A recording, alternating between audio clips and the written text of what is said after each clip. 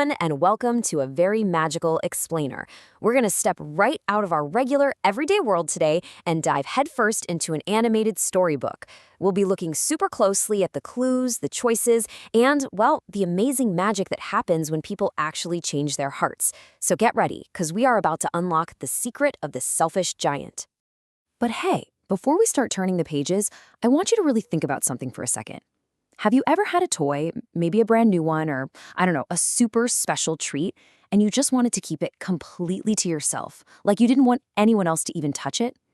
Look, it's a feeling we all get sometimes, right?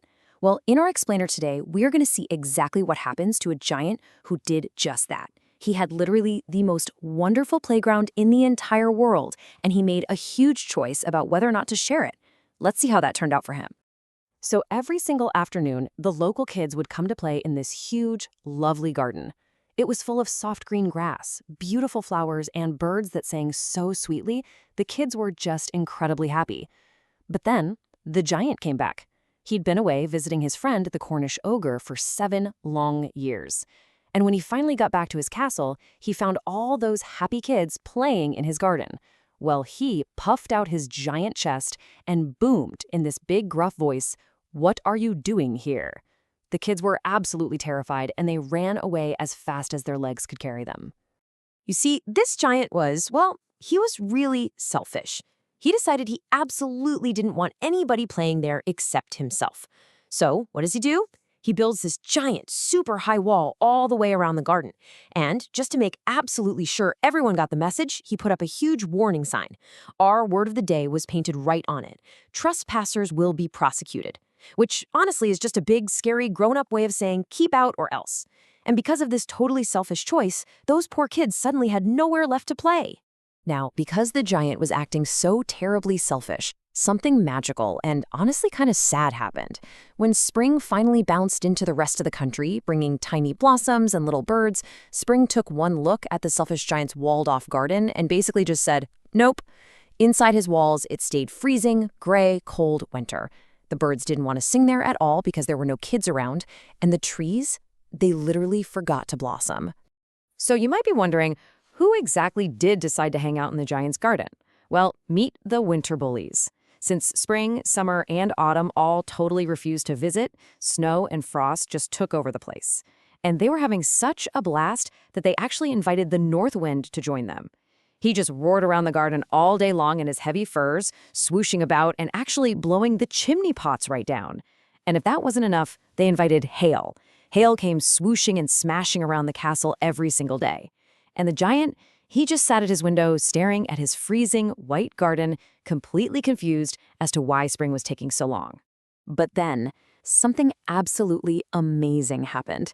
One morning, the giant was lying awake in bed, and he heard the most beautiful sound.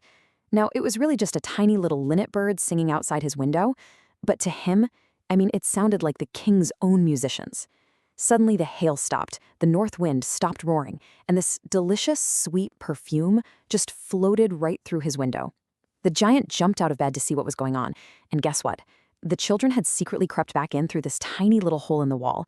And wherever the kids sat in the branches, the trees were so thrilled to have them back that they immediately covered themselves with beautiful blossoms. Just like that, pop, pop, pop. It was such a wonderfully happy scene. Well, almost everywhere.